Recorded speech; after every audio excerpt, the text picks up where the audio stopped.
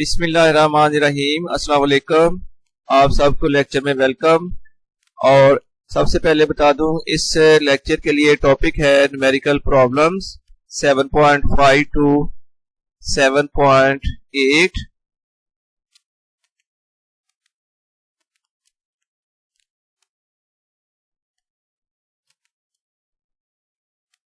सबसे पहले numerical number 7.5 है। A simple pendulum is 50 centimetre long.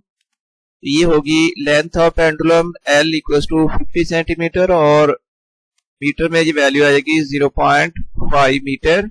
50 centimetre को 100 से डिवाइड कर लें तो 0.5 metre. What will be its frequency, ये हमने कैलकुलेट करनी है at a place where g equals to 9.8 metre per second square. Gravitational acceleration g की वैल्यू गिवन है 9.8 मीटर पर सेकेंड स्क्वायर और हमने फाइंड करनी है फ्रीक्वेंसी f की वैल्यू फाइंड करेंगे। तो फ्रीक्वेंसी के लिए रिलेशन होता है 1/2 pi square root g over l। आपकी चॉइस है, बेशक पहले आप टाइम पीरियड फाइंड कर लें, उसका फिर रेसिप्रोकल करके फिर फ्रीक्वेंसी मालूम कर लें, या फिर आप डायरेक्ट फ्रीक्वेंसी का फार्मूला लगाकर तो वहां से इसकी आप कैलकुलेशन कर सकते हो। तो अब frequency equals to 1/2 pi square root g over l value put करेंगे। इसके बाद 1/2 मल्टीप्लाइड बाई पाई की वैल्यू 3.14 और इनटू स्क्वायर रूट 9.8 ओवर 0.5 तो 1/6.28 और स्क्वायर रूट 9.8 ओवर 0.5 ये वैल्यू आ जाएगी 4.4272। और इसके बाद नेक्स्ट जब हम कैलकुलेशन करेंगे यानी 4.4272 को 6.28 से डिवाइड करें तो ये वैल्यू आएगी 0.704968 या आप इसको राउंड ऑफ कर लें 0.70 हर्ट्ज और ये है इसका फाइनल आंसर।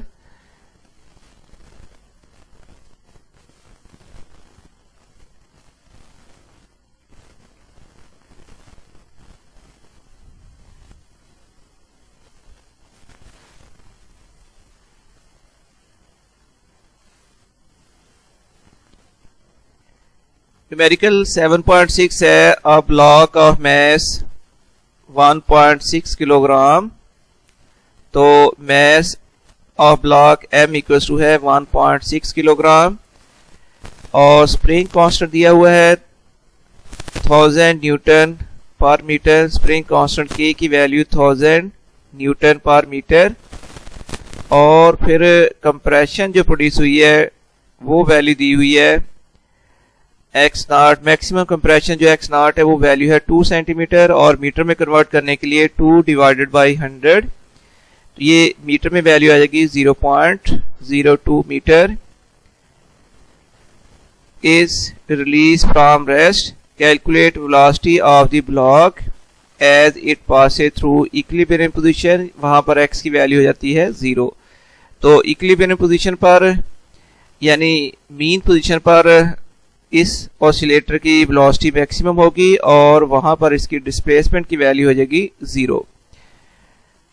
तो अब कंप्रेशन मैक्सिमम कंप्रेशन जो है वो x नॉट 2 सेंटीमीटर 0.02 मीटर और वेलोसिटी फॉर x इक्वल 0 यानी मैक्सिमम वेलोसिटी v नॉट की वैल्यू हमने फाइंड करनी है। तो मैक्सिमम वेलोसिटी का formula v nought equal to है x nought square root k over m। तो 0.02 स्क्वायर रूट 1000 ओवर 1.6 और ये कैलकुलेशन के बाद वैल्यू आ जाएगी 0.5 metre per second.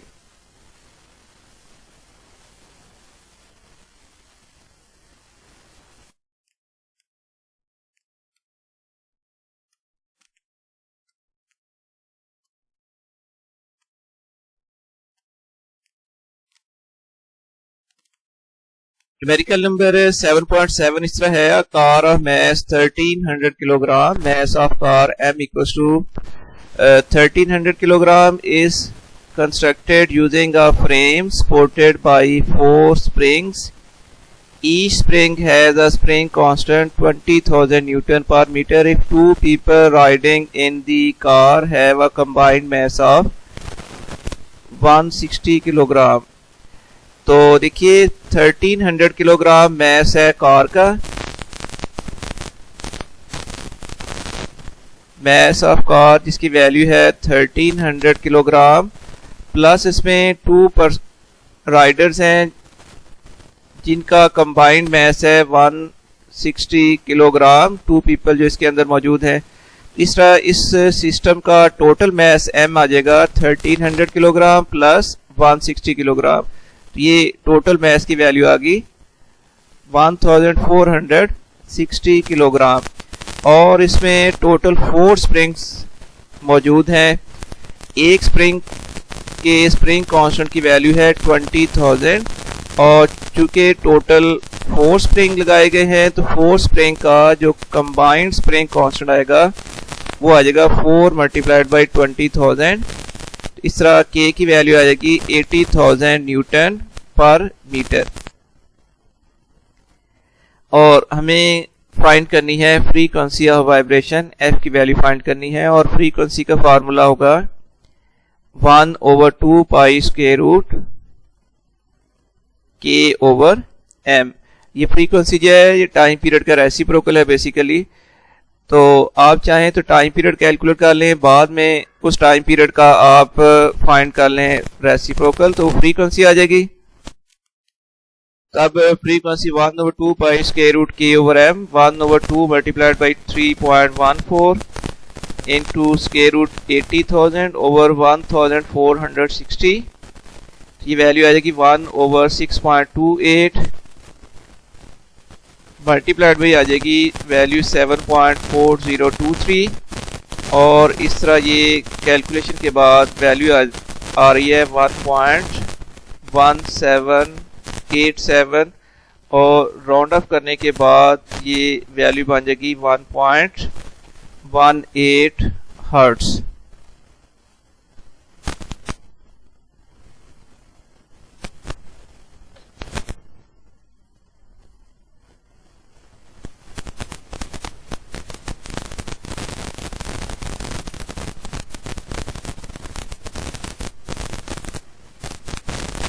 Numerical number 7.8 है, find the amplitude, frequency and period of an object vibrating at the end of a spring if the equation for its position as function of time is x equals to 0.25 cos pi over 8t, what is the displacement of the object after 2 seconds।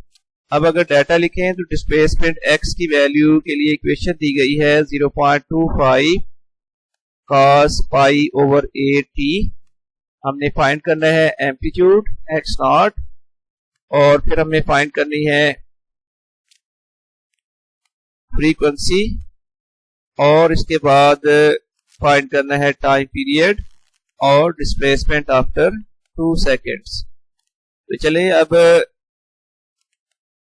General equation for the displacement वो होती है x equals to x0 cos omega t, और given equation जो है वो given है x equals to 0.25 cos pi over 8t। ये है दो इक्वेशन जिनको हम कंपेयर करेंगे और वहां से हम कैलकुलेशन करेंगे। अब देखें जो जनरल इक्वेशन है उसमें cos से पहले जो वैल्यू लिखी गई है वो x0 होती है, मैक्सिमम डिस्प्लेसमेंट जिसको एम्पलीट्यूड कहते हैं। अब देखो कि जो गिवन इक्वेशन है उसमें x0 की जगह पर 0.25 लिखा गया है, तो इसका मतलब इसके लिए जो मैक्सिमम डिस्प्लेसमेंट की वैल्यू x0 की वैल्यू है वो 0.25 है, और ओमेगा की जगह पर लिखा गया है पाई ओवर 8। तो नाउ कंपेयरिंग इक्वेशन 1 एंड 2, इस तरह जब कंपेयर करोगे तो x0 की वैल्यू आ जाएगी एक्स नॉट की जगह पर ये देखो ना, एक्स नॉट की जगह पर 0.25 लिखा गया है, तो एक्स नॉट इक्वल आ गया 0.25 मीटर। और बच्चों देखो क्वेश्चन 1 में ओमेगा लिखा हुआ है और क्वेश्चन 2 में ओमेगा की जगह पर वैल्यू लिखी हुई है π/8। तो ओमेगा फिर इक्वल आ गया π/8 और ओमेगा इक्वल होता है 2πf इक्वल टू π/8। तो 2f फिर इक्वल आ जाएगा 1/8, पाई से पाई बोथ साइड में कैंसिल हो गया। अब f की वैल्यू फाइंड करनी है, ये 2 राइट साइड में ओवर में आ जाएगा, तो f इक्वल आ जाएगा 1/2 मल्टीप्लाइड बाई 8। इस तरह फ्रीक्वेंसी की वैल्यू आ गई 1/16 हर्ट्ज।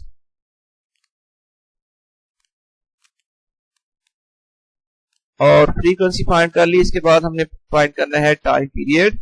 तो टाइम पीरियड और फ्रीक्वेंसी जैसे कि आपको मालूम है these are reciprocal of each other. तो टाइम पीरियड इक्वल आ जाएगा फ्रीक्वेंसी का उलट यानी रेसिप्रोकल। फ्रीक्वेंसी 1/16 है तो टाइम पीरियड फिर आ जाएगा 16 सेकेंड।